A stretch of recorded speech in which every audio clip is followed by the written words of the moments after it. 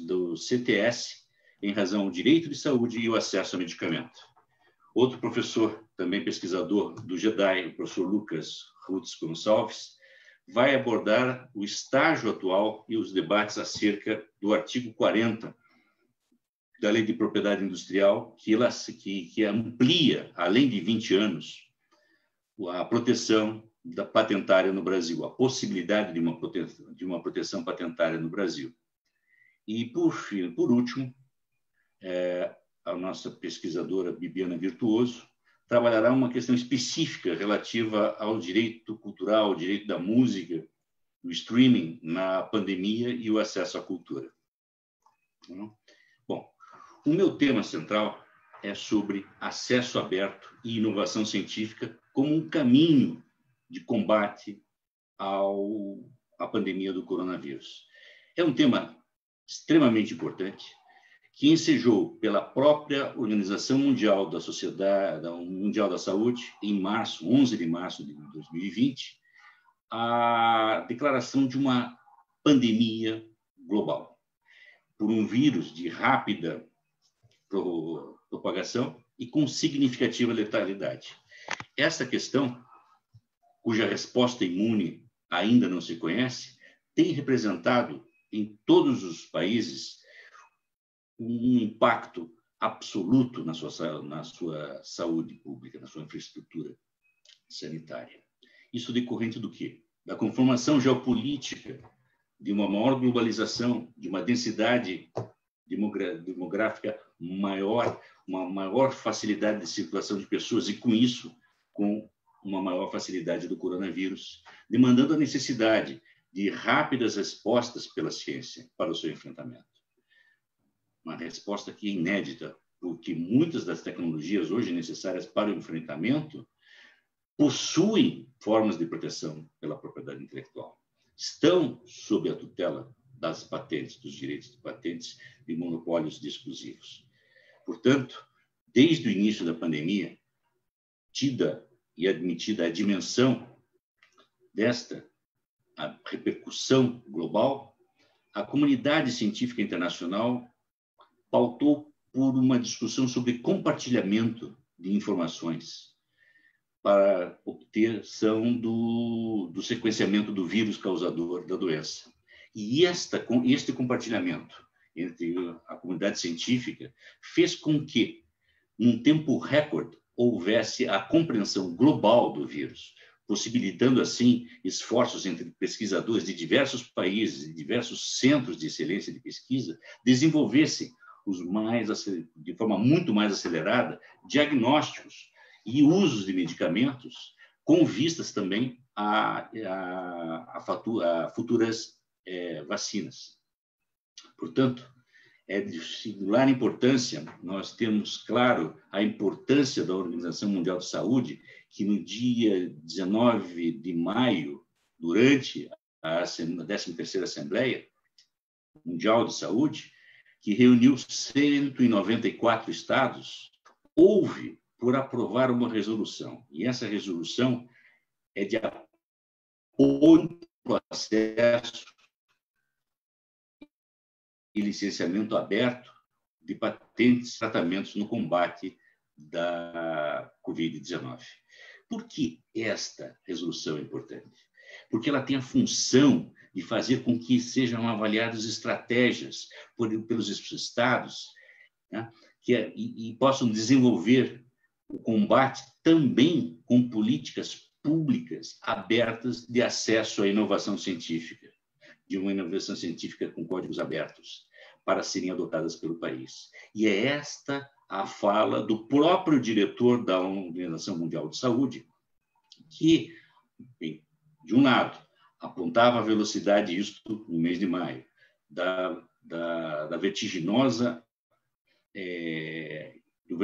esforço das pesquisas científicas do enfrentamento, né? Mas também destacando que a obtenção das informações pelos pesquisadores desde maio, isso em maio, a possibilidade de vacinas, de terapias seguras e eficazes ao menor tempo.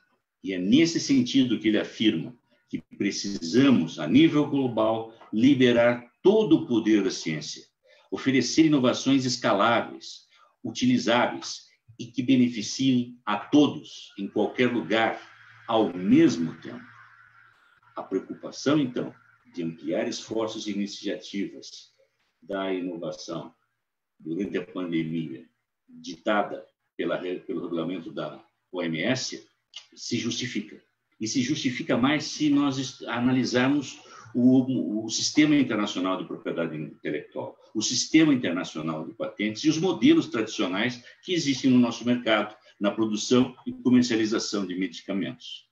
Como também pelas regras estabelecidas no próprio sistema internacional de propriedade intelectual, na Convenção de Berna e suas atualizações, no que tange ao acesso a informações científicas pelos pesquisadores, que é absolutamente restritiva e que agora, neste momento de pandemia, nós temos que ter uma nova visão. Então, o que se propugna pela comunidade científica é a necessidade de uma nova política de alcance global que priorize o licenciamento de suportes abertos, 2, de transferência de tecnologia, 3, que se crie e se estabeleçam políticas de novas parcerias e de acesso técnico, bem como, no tocante ao mercado, e aí é uma questão mais sensível e mais difícil, um compromisso de não aumentar os preços dos medicamentos durante a pandemia. A preocupação com a falta da capacidade real de produção dos eventuais medicamentos e vacinas para o combate é real, não se trata de uma discussão acadêmica. Por quê? Porque a própria indústria farmacêutica, que detém a patente sobre a nova entidade química de teste da Covid-19, está sinalizando que existem mais 8 pedidos de patente relacionados a este produto. Então, o enfrentamento da coronavírus depende da efetiva capacidade de produção. E esta indústria declarou de que até dezembro de 2020, ou seja, daqui 60 dias, ela só terá condições de produzir 1.500.000 tratamentos, o que, obviamente, é bem aquém da necessidade mundial de acesso a medicamentos, né? E essa questão é uma questão complexa, porque exige a percepção de múltiplas regulações internacionais e nacionais que terão que ser enfrentadas para garantir o medicamento desenvolvido, que chegue esse medicamento produzido e comercializado às pessoas que necessitam. E, obviamente, um dos entraves que existe no sistema é a propriedade intelectual. Eu quero deixar claro uma coisa aqui a todos. O que está se discutindo aqui não é a existência ou não de uma propriedade intelectual, mas como ela deverá ser exercida nessa área durante esse estado de pandemia global. O que nós temos que ter claro é que existe agora uma grande oportunidade de se praticar uma gestão de propriedade global da propriedade intelectual com foco no interesse público. Particularmente, este momento da pandemia ressurge num debate internacional sobre essa questão, né? De novo, repensar sobre o licenciamento aberto, o que é licenciamento aberto, que é o caso que a Alice e o Pedro irão trabalhar, né?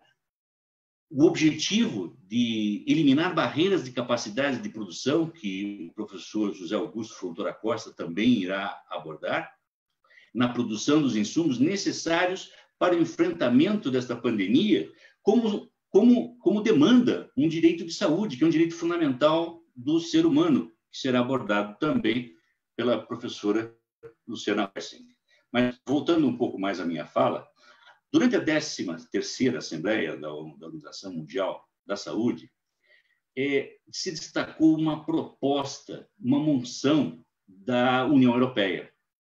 E esta moção da União Europeia é muito interessante e muito importante, porque ela visa a criação de um pool de patentes voluntárias para as vacinas, por meio do qual as empresas e as indústrias farmacêuticas e os produtores deixarão o monopólio de uso exclusivo de suas patentes para que outros países com menos recursos possam adquirir e produzir localmente.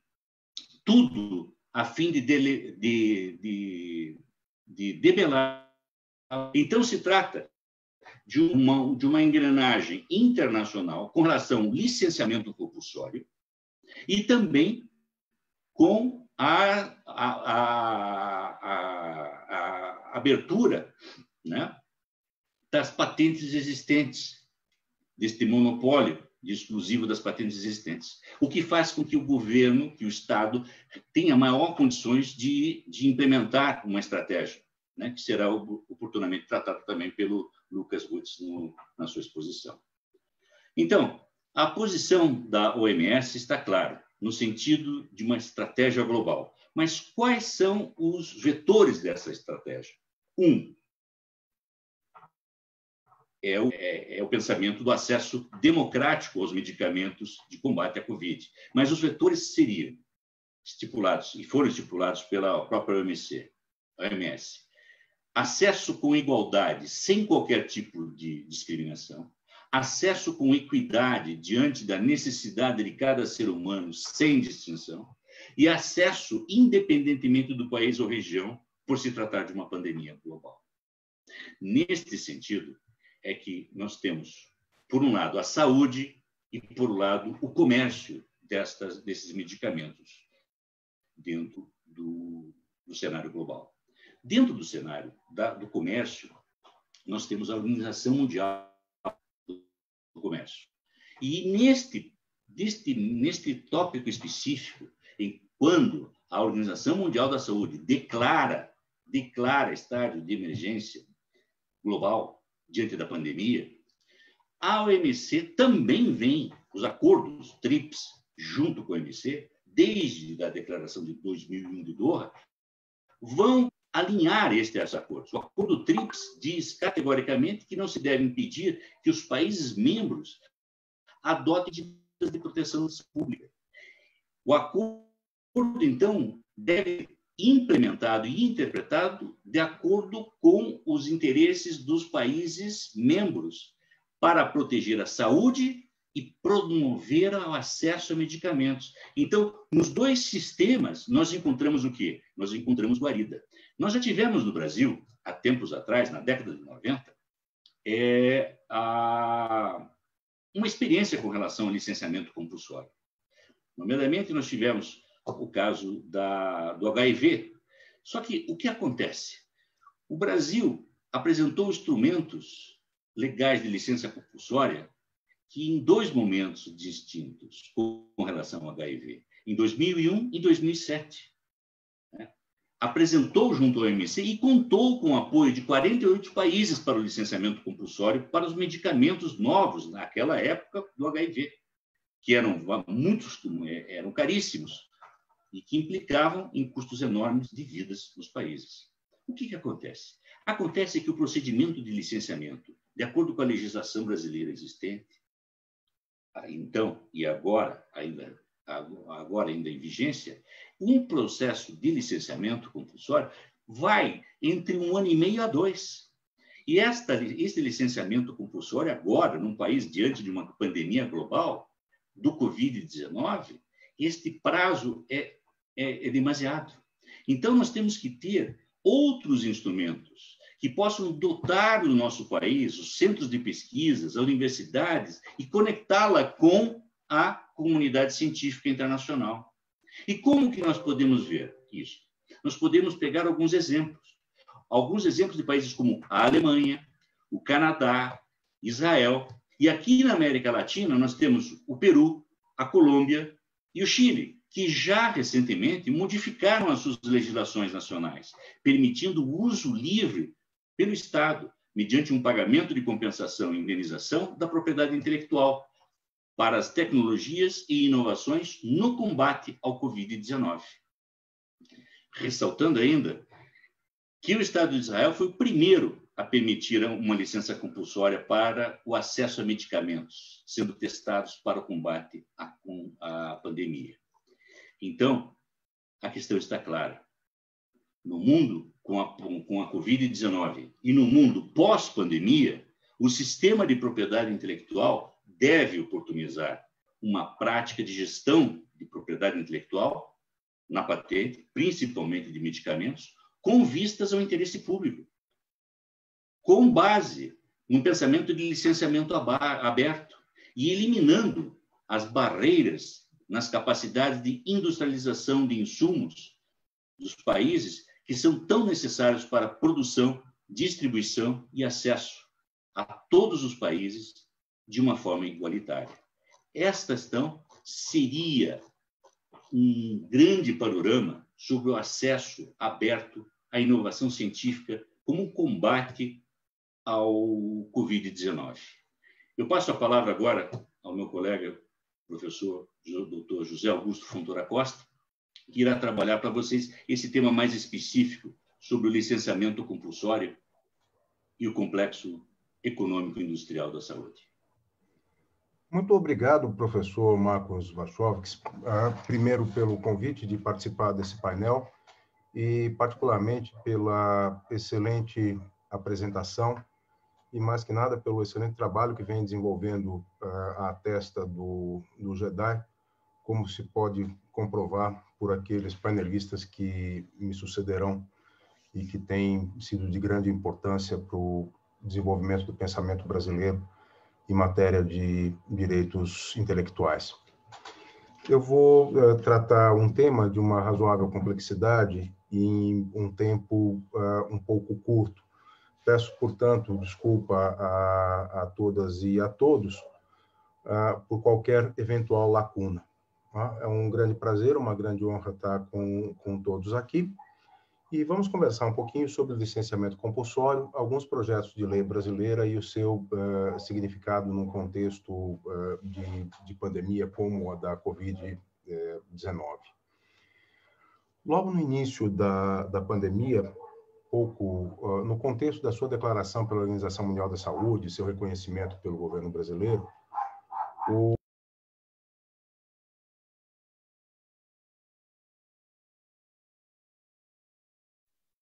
Professor, seu microfone está mudo.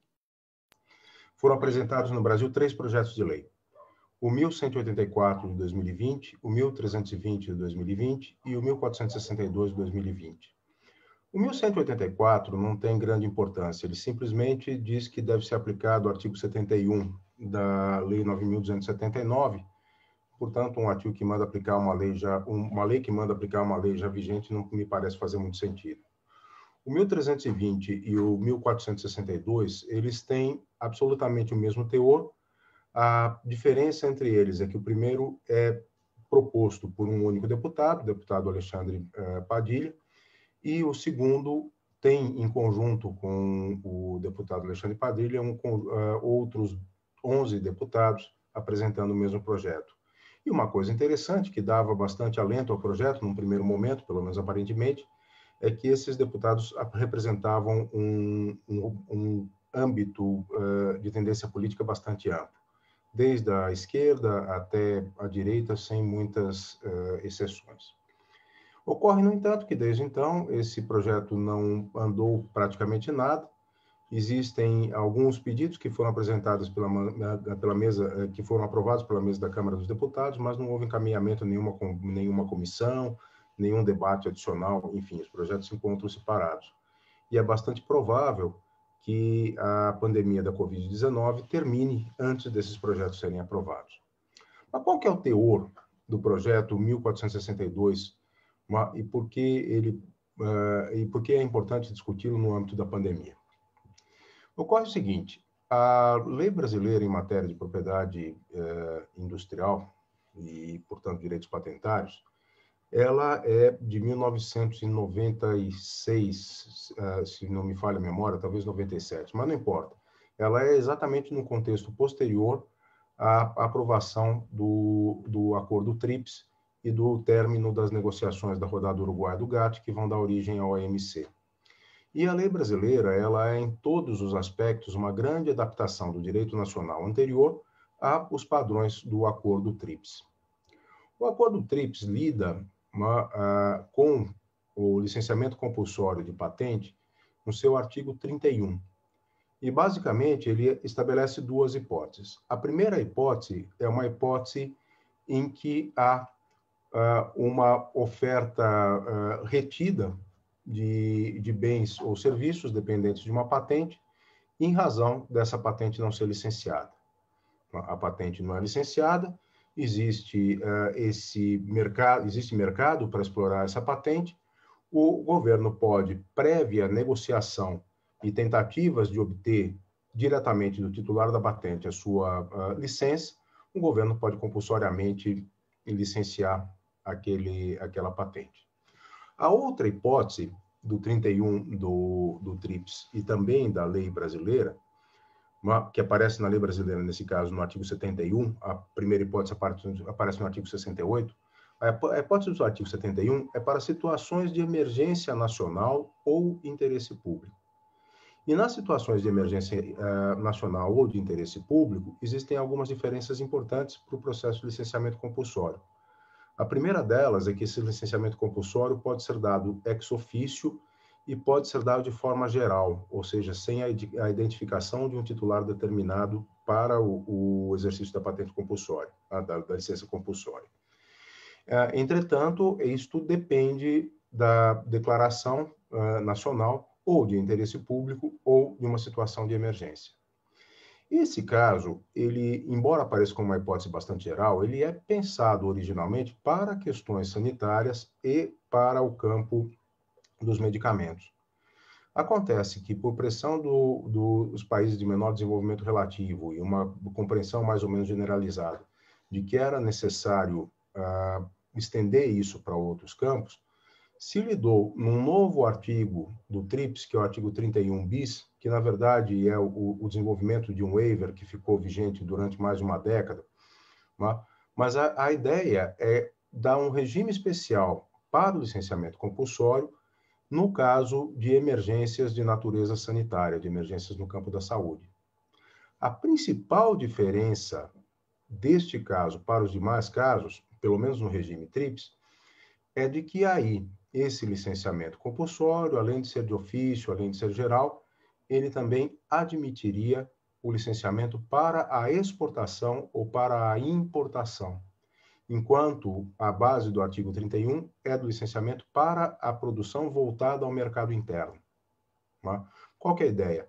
Países com pouco desenvolvimento econômico, sem parque industrial implementado, não têm condições de licenciar um medicamento ou uma vacina ou algum outro bem com uma razoável sofisticação, equipamento hospitalar, por exemplo, e passar imediatamente a produzir pelo quê? Pela ausência de um complexo econômico-industrial da saúde implementado no seu próprio território. Estamos pensando nesse contexto, portanto, principalmente países da África subsaariana e no contexto principalmente dos medicamentos voltados à mitigação dos efeitos da AIDS. Esse é o contexto básico do artigo 31 bis. O projeto 1462, ele tem, em certo sentido, o objetivo de adaptar a lei brasileira, que é bastante anterior a essa discussão, às questões das emergências de natureza sanitária. Porém, ele faz isso, em alguns aspectos, em tensão com o texto do TRIPS, particularmente porque ele oferece uma espécie de blanket licensing, né, de um licenciamento em branco, de um licenciamento cobertor, e esse licenciamento cobertor, ele não é admitido na sistemática do TRIPS. Não vou discutir isso. O que eu quero discutir é que, assim como o professor Marcos já tinha apontado, e agora é novamente importante apontar, uma das coisas que a crise do Covid nos revela é que o licenciamento compulsório não foi, nesse caso, eficiente em qualquer momento para o combate à pandemia. Talvez pudesse ter sido, em algumas instâncias, referente a equipamento hospitalar, mas a questão de medicamentos e de vacina certamente não foi. Porque eu não faço plano de desenvolvimento de vacina com licenciamento compulsório, eu faço isso com investimento público, faço isso em consórcio com empresas e com governos que vão desenvolver esse tipo de medicamento e não basicamente com licenciamento compulsório. Tá? O que acontece? A ideia do licenciamento compulsório, sobretudo quando voltada ao interesse nacional, é importante para tentar dar uma melhor dinâmica e um funcionamento mais ativo ao complexo econômico-industrial de saúde brasileiro, o que envolve não apenas a capacidade da produção para o mercado interno, mas inclusive a capacidade da produção para exportação. Porque, embora o Brasil passe por um período longo de desindustrialização, o nosso parque industrial ainda tem condições de fazer isso. Inclusive, em termos das vacinas para o Covid, o Brasil tem potencial não só para prover o próprio mercado interno, mas para ser um importante provedor regional para países da América Latina, já que nem todos os países da América Latina têm o mesmo potencial de produção que o Brasil.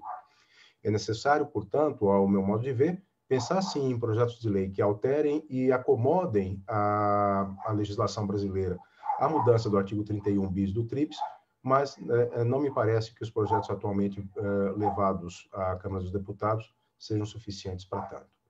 Muito obrigado a todos e a todas, espero não haver me estendido. Passo a palavra à Alice de Perdigão Lana, para que possa fazer a sua exposição. Obrigado, Marcos. Obrigado, Alice. Muito obrigada, professor Fontoura. Então, boa tarde a todas e a todos. É um prazer estar aqui com vocês. Meu nome é Alice Lana, eu sou pesquisadora do GEDAI e eu vou seguir esse gancho do professor Fontoura da produção de condições para a geração de inovação e conhecimento. A minha fala e a do Pedro Perdigão, que falará em seguir, será no sentido da importância da universalização do conhecimento e da ciência. Não tem referência melhor para começar essa fala do que o Lawrence Lasser, que, dentre tantas coisas, é também o idealizador do Creative Commons.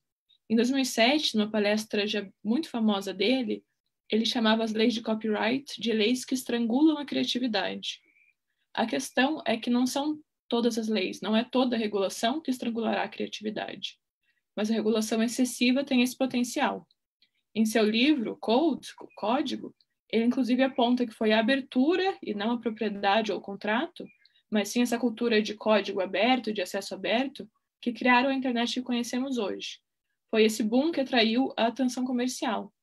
E quando a gente pensa na história da internet, a gente sabe que ela é indissociável da história da conexão entre o conhecimento produzido da história da conexão entre o conhecimento produzido nas universidades.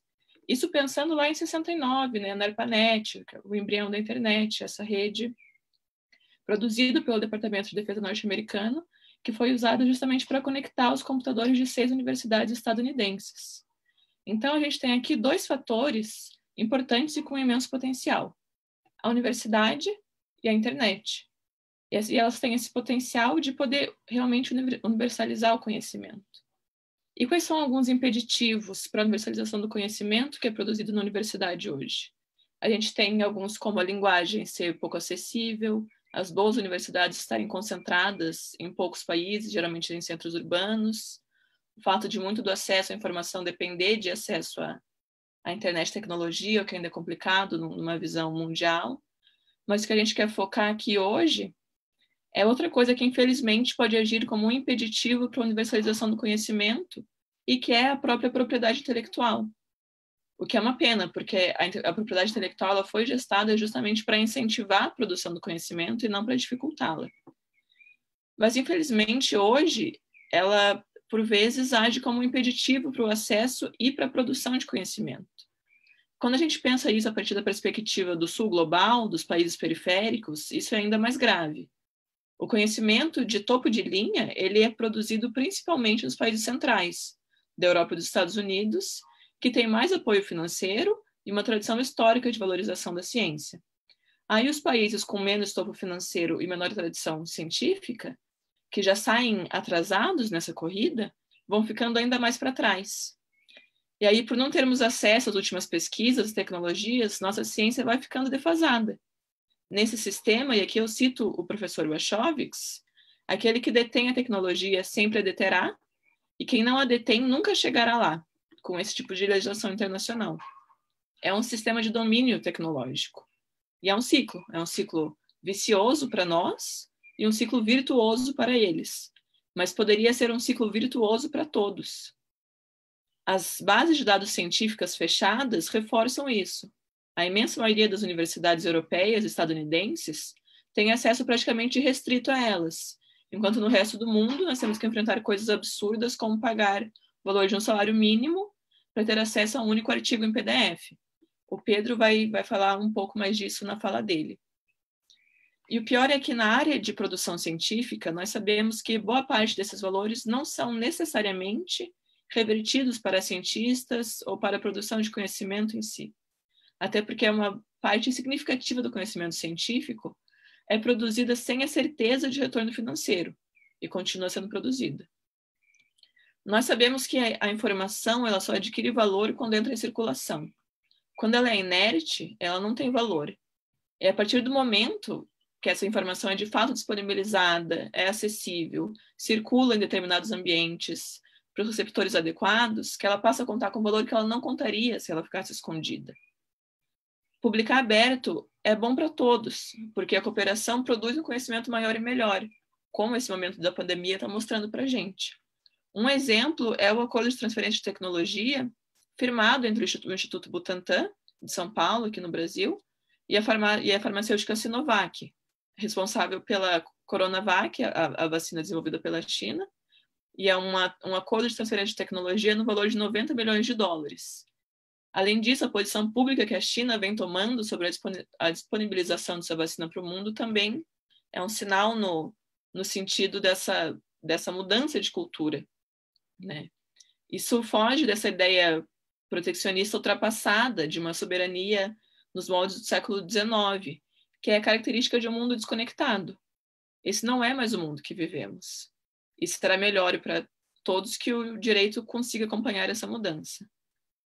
Assim, promover o acesso à informação e boas práticas de propriedade intelectual aberta é algo fundamental, porque isso é uma das chaves para a universalização do conhecimento. Para aprofundar um pouco mais na questão da ciência aberta, eu vou passar a fala para o Pedro de Perdigão Lana. Obrigada.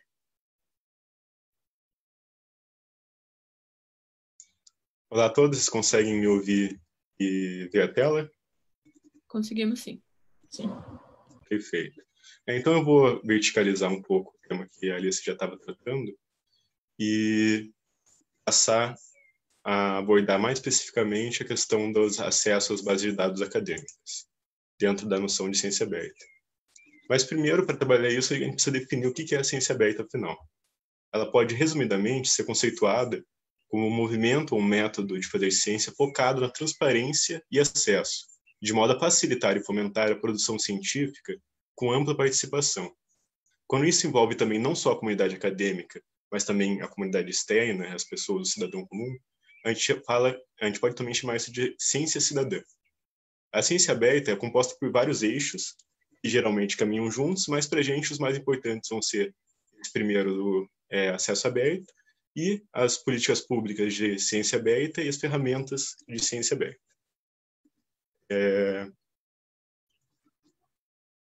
Por que, então, a ciência aberta é relevante? Qual que é o problema com a forma atual de fazer ciência? A grande questão, a primeira que vem na cabeça das pessoas, é a comercialização em níveis exagerados do mercado de publicação científica. A comercialização não é intrinsecamente ruim, mas quando os custos de acesso tornam-se proibitivos, isso gera um problema de duas facetas. Por um lado, há um claro prejuízo maior para o centro de pesquisa, que historicamente detém menos recursos, como já indicado pela Alice, e isso gera um ciclo vicioso muito pernicioso.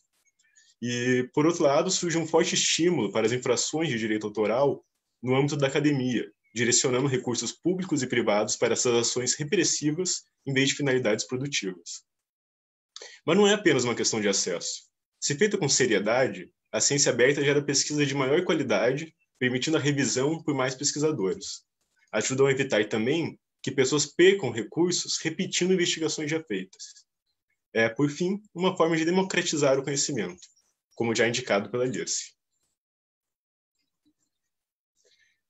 Indo para o cerne da exposição, o que é esse acesso aberto?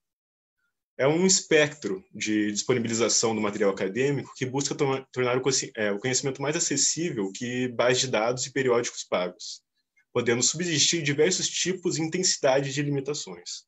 No exemplo da classificação terminológica de Peter Suber, essas obras podem ser, por exemplo, apenas gratuitas, com a reutilização limitada por direitos autorais, mas podem também ser livres, totalmente abertas para reutilização.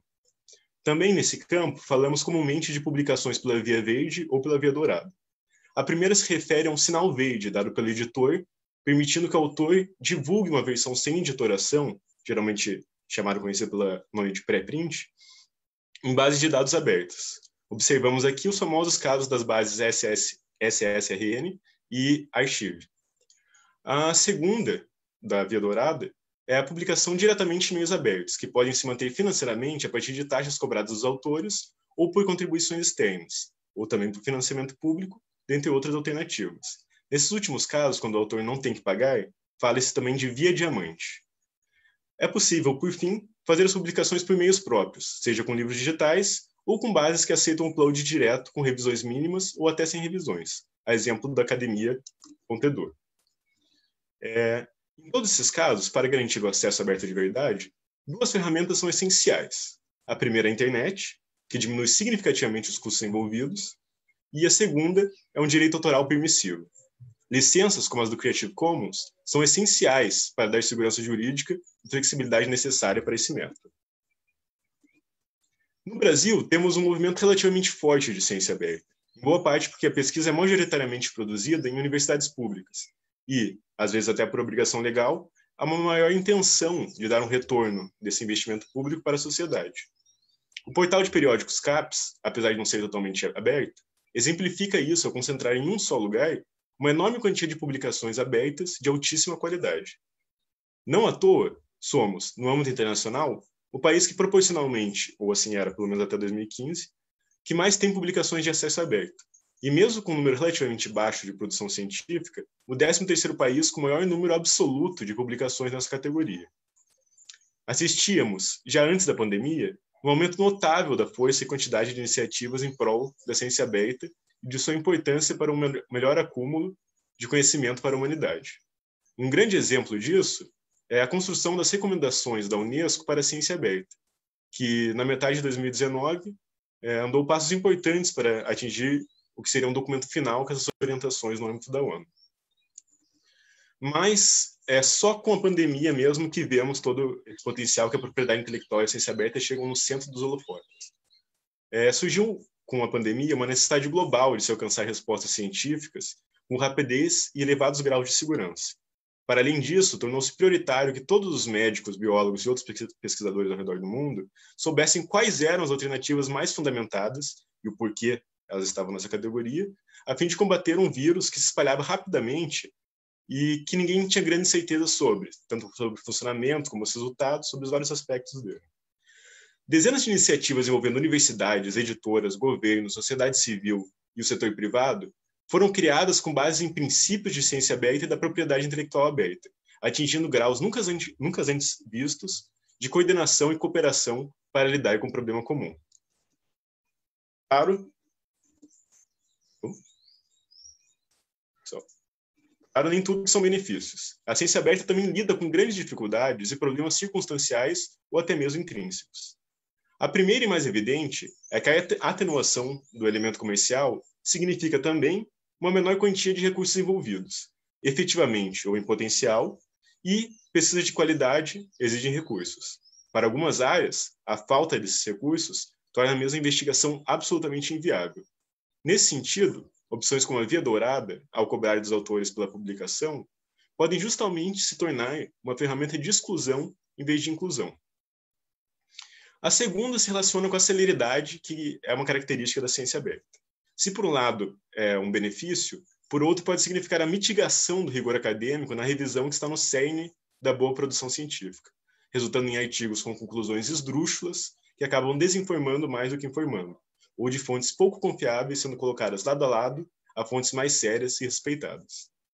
Em uma época onde a internet permitiu a criação de redes muito eficientes na capacidade de desinformação e de reforçar vieses insuficientemente fundamentados, isso pode ser absolutamente problemático, como vimos na pandemia com o aparecimento de dezenas de soluções milagrosas que, na verdade, mais prejudicavam a saúde do que daqueles que adotavam. E, por fim, não temos como saber se esse aumento exponencial da atenção dada à ciência aberta não será algo que acontecerá apenas durante a pandemia, sendo, portanto, muito bem localizado temporalmente. Por isso, é muito importante que todos os agentes envolvidos tomem medidas proativas para preservar e aprimorar a ciência aberta, a partir do que temos hoje. Governos, pesquisadores, setor privado, o terceiro setor, todos têm um papel próprio na criação de quadros regulatórios claros e de um mercado de publicações científicas competitivo e acessível. A ciência aberta é, afinal, um método científico como qualquer outro. Ela está sempre em construção e, por essa exata mesma razão, deve ser sempre alvo de severas críticas. Depende de um diálogo multissetorial para crescer, ocupar espaço e se consolidar. E, ao ser adotada sem maiores cuidados, pode causar mais mal do que bem. Obrigado pela atenção e passo agora a palavra para a professora Luciana.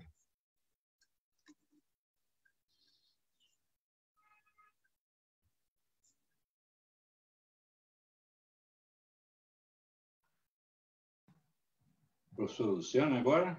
Só um minutinho, só para eu abrir aqui o que saiu para mim a tela, me perdoem. A internet está inconsistente. Pois é, deu uma instabilidade agora. Boa tarde a todos os participantes. Obrigada pelo convite de trazer algumas reflexões, na verdade, sobre o olhar da ciência, da tecnologia e da sociedade, a nova trilogia que chamamos de CTS, né, em razão do direito à saúde e também ao acesso de medicamentos. Como bem a gente já sabe, com a declaração de 30 de janeiro de 2020, feita pela Organização Mundial da Saúde, a OMS, da existência de um novo vírus, né, denominado de Covid-19, se instaurou na ordem mundial um estado considerado de emergência de saúde pública. Esse estado perfaz, na verdade, já vivido os 7 meses de medidas sanitárias, seja com o uso de máscara, isolamento social, e muitos dessas medidas questionadas pela sociedade e muitas vezes mitigadas, inclusive pelos próprios entes da administração pública, diante do conflito de informações e pela própria prática de ordem coletiva. Atualmente, são 180 países afetados pela pandemia, com mais de 34 milhões de pessoas infectadas, sendo 304 mil novos casos e as mortes chegando em torno de 1.400.000 pessoas. Esses dados, obviamente, apresentados pela Organização Mundial da Saúde, com registros emitidos em 4 de outubro de 2020. Isso traz esse fato ser de extrema relevância e importância nos estudos que envolvem não só a ciência e a tecnologia, mas principalmente a sociedade, já que ela é o ponto reflexivo de todos esses atos, pela necessidade de se compreender e refletir de uma forma mais crítica e também interdisciplinar, um contexto onde se busca entender quais os aspectos gerais do fenômeno científico e tecnológico quando relacionamos, por exemplo, o direito de propriedade industrial com o direito da saúde. E essa situação se justifica ao pontuar a urgência em se produzir um medicamento que seja capaz hoje de imunizar a comunidade de forma global. E essa ação, na verdade, não demanda só de capacidade técnica e científica, mas demanda também de fomento público, de fomento privado, mas principalmente de uma reanálise das barreiras das patentes, né, pelos direitos relativos à própria propriedade industrial, que alcançam as invenções, principalmente hoje, as voltadas para a área da saúde, ou seja, o próprio sistema healthcare, que para nós, na Constituição Federal Brasileira de 88, a saúde é direito de todos e dever do Estado, sendo operacionalizada através de lei orgânica instituída em 1990 pelo Sistema Único de Saúde, o SUS. No Brasil, conforme os dados do Instituto Nacional de Propriedade Industrial, NPI, existem mais de 330 patentes vigentes ou em análise, todas relacionadas com o COVID, seja equipamentos essenciais para o tratamento, como o caso dos ventiladores pulmonares, e mais de 30 métodos que envolvem kits de diagnósticos da virose, bem como os próprios medicamentos e as vacinas. Os dados apresentados por ambas as instituições nos levam a concluir que os direitos, tanto de propriedade industrial como de saúde, não podem ser ignorados, tampouco mitigados. Isto pela sua interdependência quando analisados a ordem social, a ordem física e a ordem psíquica, que são, na verdade, ferramentas não só jurídicas, mas também de ferramentas vindas da própria ciência e da tecnologia, que são protegidas em seus processos de invenção através das patentes da indústria farmacêutica. Ademais, o direito da saúde, mesmo sendo considerada pela Constituição Federal em seu artigo 196, como disse anteriormente, um direito fundamental de todos e um dever do Estado em promovê-la, depende, indubitavelmente, das demais normativas relativas à invenção, desenvolvimento, comercialização de medicamentos, de insumos e produtos médicos e hospitalares, mas também de técnicas, de certificações, todos tutelados pela propriedade intelectual. Então, desse modo, insta a perguntar de modo crítico e até mesmo objetivo, qual dos direitos deve se prevalecer diante da necessidade da coletividade e do bem comum. Tal pergunta acaba nos depreendendo por um cenário entre a necessidade de proteger empresas para o direcionamento de recursos financeiros e técnicos para as pesquisas e também para novos medicamentos, mas também de fomentos públicos que são distribuídos na área da saúde e também de fármacos. Mas onde está o direito da saúde em todo esse contexto? Dessa forma, o direito da propriedade industrial pode sim acabar barrando não só a disseminação da própria tecnologia, das informações em tempo de pandemia, mas principalmente obstar o acesso a medicamentos, bem como a qualquer outro produto que envolva a área de saúde.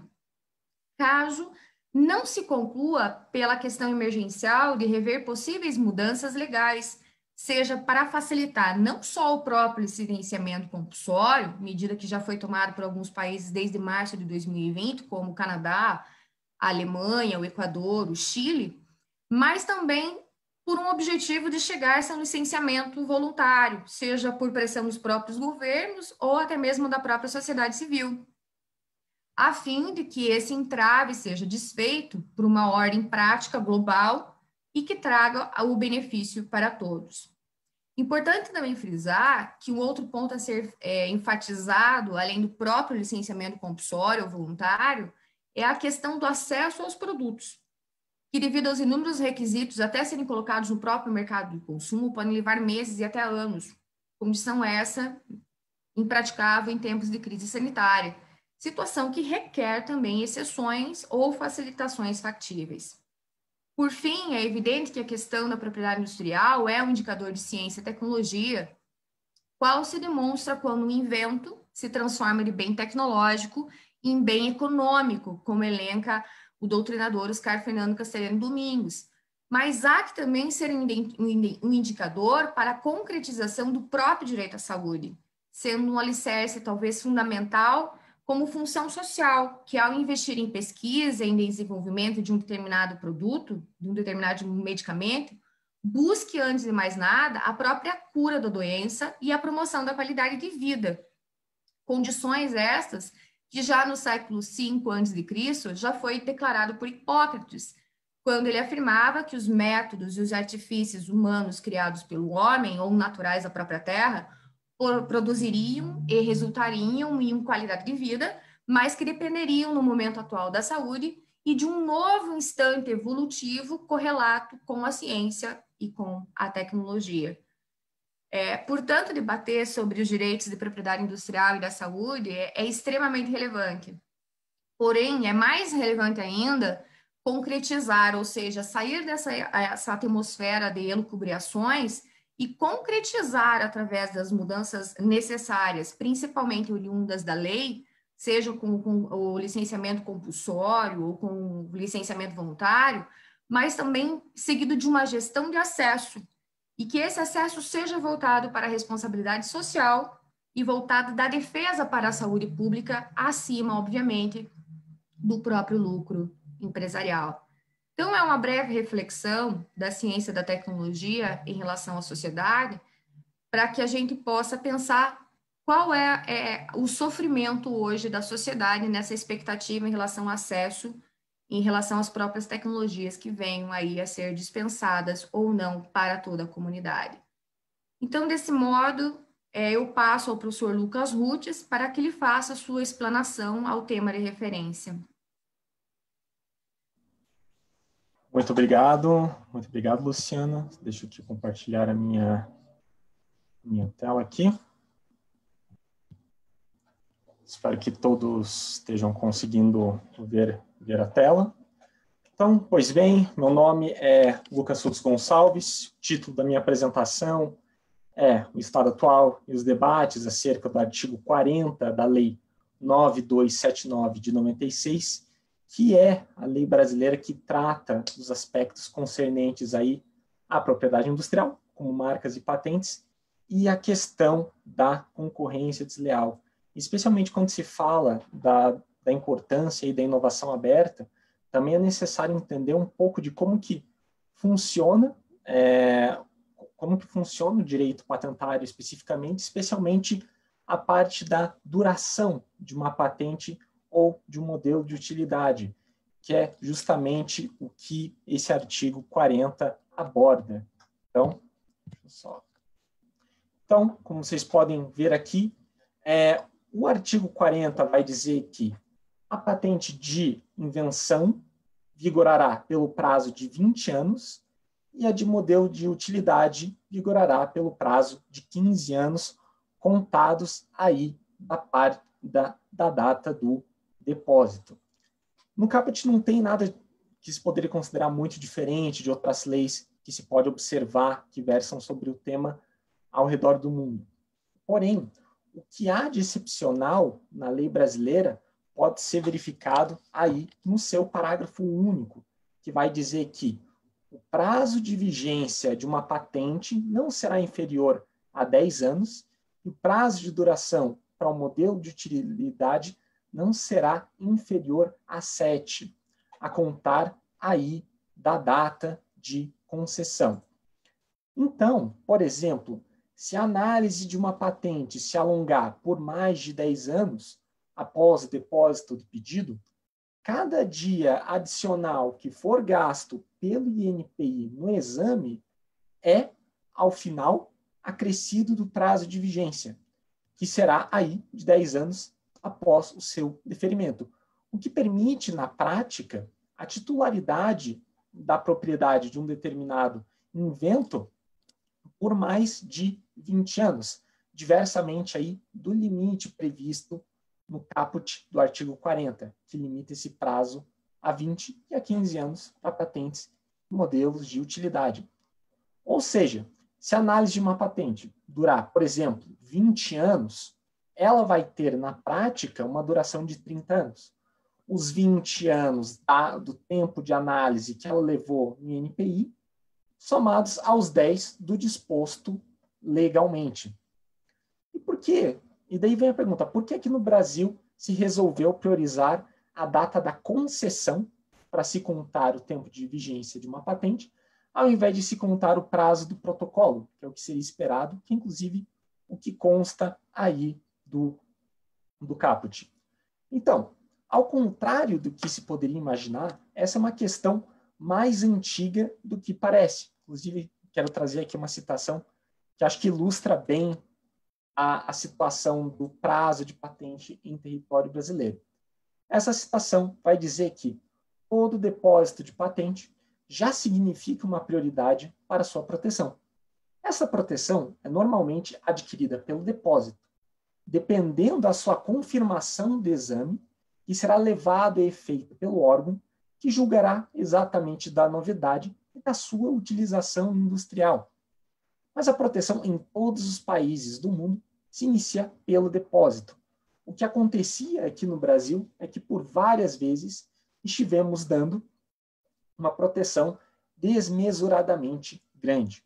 Essa fala, que reflete muito bem a discussão atual, moderna, no território nacional, ela vem do então presidente do INPI, que era o comandante Thomas Tedim Lobo, que no ano de 1971 proferiu essa fala na Câmara dos Deputados brasileira, à época aí da votação do Código de Propriedade Industrial Brasileiro do ano de 71. Isso porque a Lei Brasileira de Propriedade Industrial do ano de 1967 já trazia em seu artigo 25 a disposição de que o privilégio de patente teria uma duração de 15 anos a partir de sua concessão, caso sua análise durasse mais de 5 anos. Com algumas alterações, a lei atualmente vigente retorna a esse formato, tendo a mesma motivação, que é a ideia de que, caso o período de análise da patente levasse tempo demais, você, ao menos, garantiria ao seu titular um período mínimo de proteção. E se essa é uma questão antiga, da lei de 67, da lei de 71, da lei de 96, por que ela volta à tona no Brasil hoje? Porque estava pautada para julgamento no STF a ação direta de constitucionalidade, a ADI 5529, que teria sido julgada em maio desse ano. Porém, ela foi retirada de pauta por conta de pedidos de admissão de novos amici curiae. E o que essa ADI pede? Ela pede, então, justamente a suspensão do parágrafo único do artigo 40 da Lei de Propriedade Industrial Brasileira. Segundo a ADI, esse parágrafo único possibilitaria a abertura de um prazo potencialmente indeterminado para a vigência de patentes de invenção e de modelo de utilidade em território nacional, o que, de acordo com essa ação, afrontaria o princípio da temporariedade da proteção patentária, que é previsto aí no inciso 29 do artigo 5º da Constituição Federal, que eu reproduzo logo aqui embaixo no slide. Ou seja, o que se busca evitar é exatamente aquela situação de você ter uma proteção de 30 anos de uma patente por ela ter demorado 20 anos para ser analisada. Então, qual a importância da discussão desse dispositivo? Qual que é a importância dessa ADI e desse julgamento? Em primeiro lugar, porque muito do debate acerca da importância ou não desse parágrafo único gira em torno da questão do chamado backlog de patentes, que é o tempo que demora para um pedido de patente ser analisado e concedido do INPI a partir da data do seu depósito. Essa data, aqui no Brasil, gira em torno de 8 anos, já tendo chegado a 14 anos em alguns momentos. Ou seja, você podia fazer o pedido de uma patente hoje, ela teria a chance de ser concedida somente aí em 2034. Porém, em segundo lugar, o artigo 44 da mesma Lei de Propriedade Industrial Brasileira, ela garante indenização retroativa pela exploração indevida da patente. Assim, ainda que haja retardo na concessão, o depositante poderá recobrar a lesão de seus interesses jurídicos. Isso leva ao terceiro ponto, que se você soma essa disposição do artigo 44 com a disposição do parágrafo único do artigo 40, você resulta em uma proteção efetiva da patente que pode exceder em muito o prazo estabelecido em lei de 20 anos. Pela lei atual, você pode ter o depósito de uma patente feito hoje. Esse pedido, esse processo pode levar 15 anos para ser analisado. E depois disso, você ainda teria 10 anos de exploração, somados mais os 15 que o titular poderá acionar alguém judicialmente pelo mau uso dessa patente, resultando em uma proteção efetiva que seria, por exemplo, de 25 anos, que é o que vai dizer aí o artigo 44. Pensando isso numa época em que cada vez mais se precisa de acesso a medicamentos de modo emergencial, como as outras falas bem demonstraram, essa extensão indevida de prazo e essa insegurança de quanto vai durar uma patente tende a prejudicar o interesse público e o acesso a medicamentos, tão crucial nessa época. E, por fim, um último ponto é a potencial economia que prazos bem definidos de patentes podem trazer para os cofres públicos.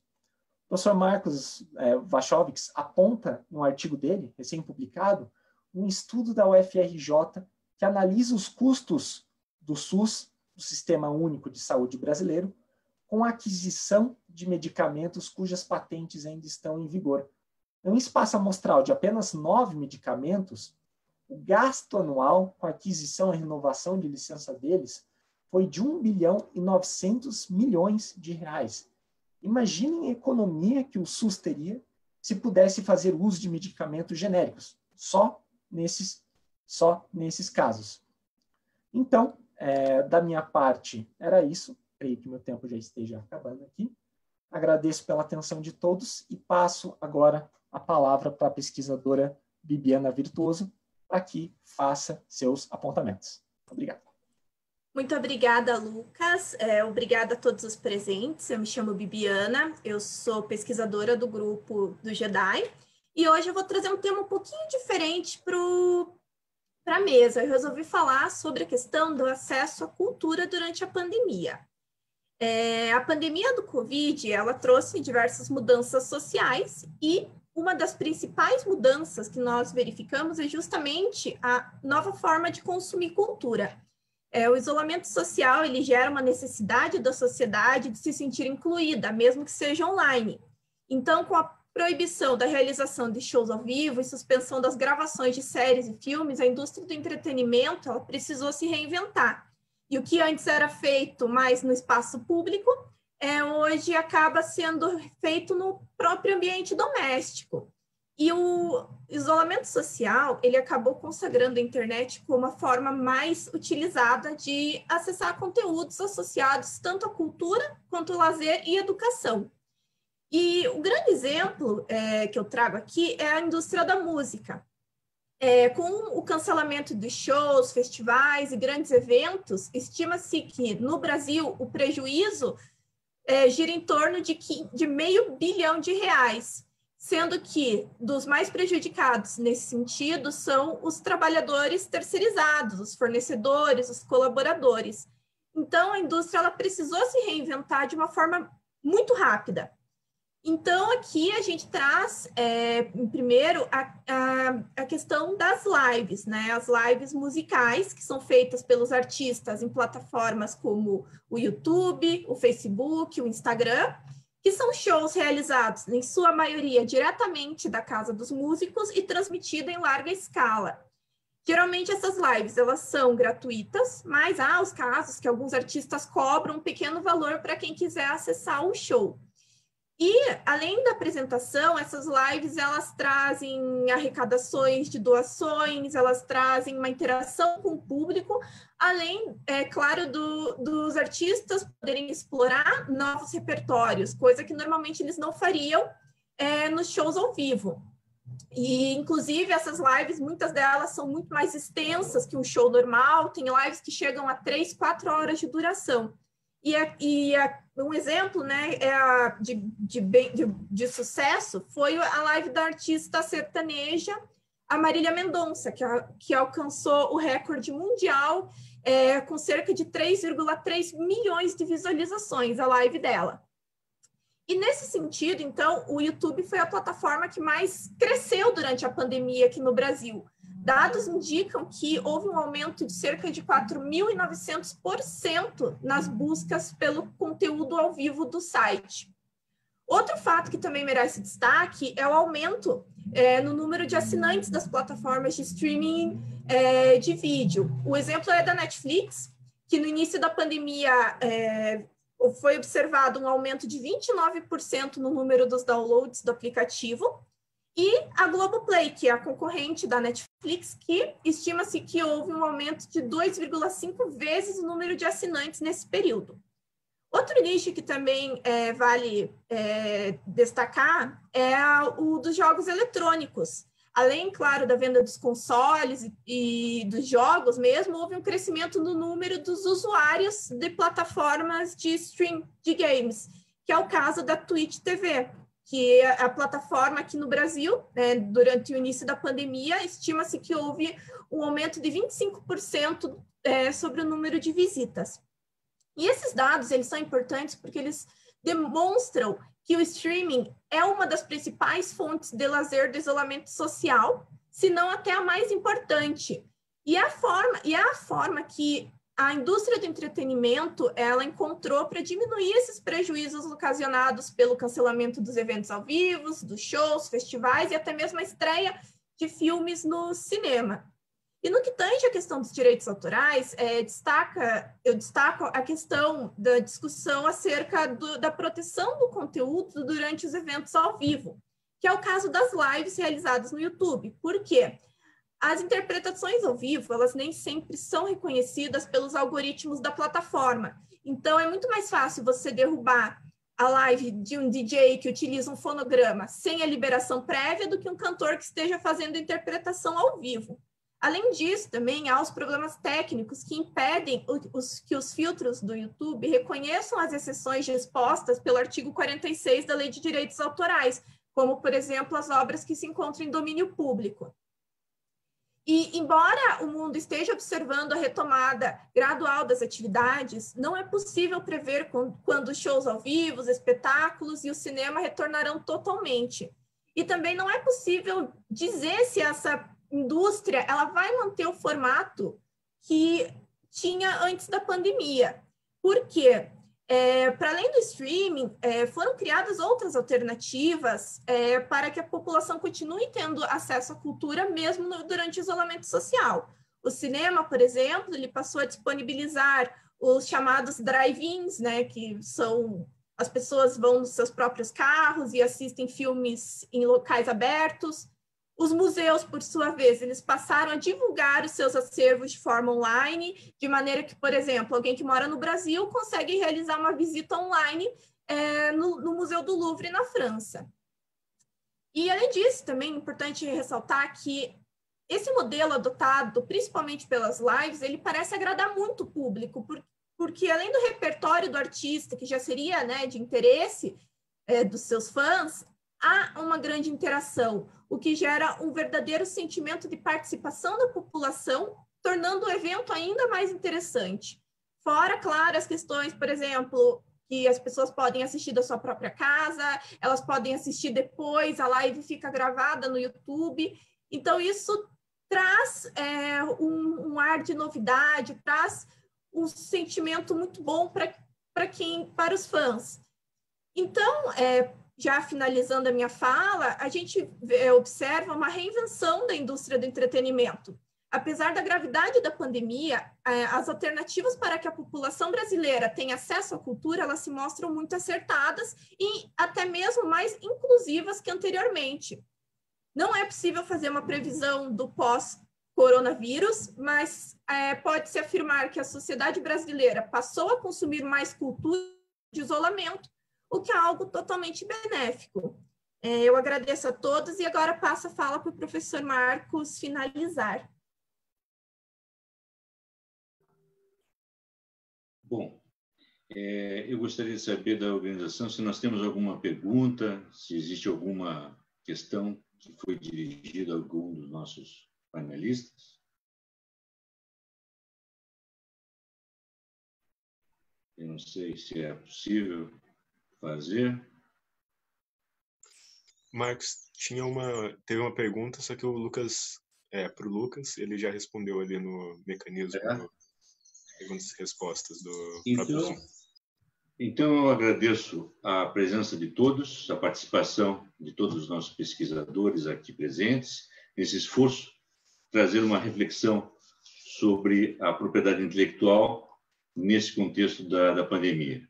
Eu já disse uma vez, mas eu gostaria de fixar que não se trata aqui de discutir a existência ou não da propriedade intelectual, direito de patente ou contra direito de patente, mas se trata de perceber o direito patentário como um instrumento, como uma forma de uma grande oportunidade de praticar uma gestão de propriedade intelectual, com foco no interesse público, particularmente repensando o licenciamento aberto, e eliminando barreiras à capacidade de produção de insumos que são tão necessários para o enfrentamento da pandemia pelos países. Eu deixo aqui um grande abraço a todos os presentes, os nossos participantes, e até uma outra oportunidade. Um grande abraço a todos.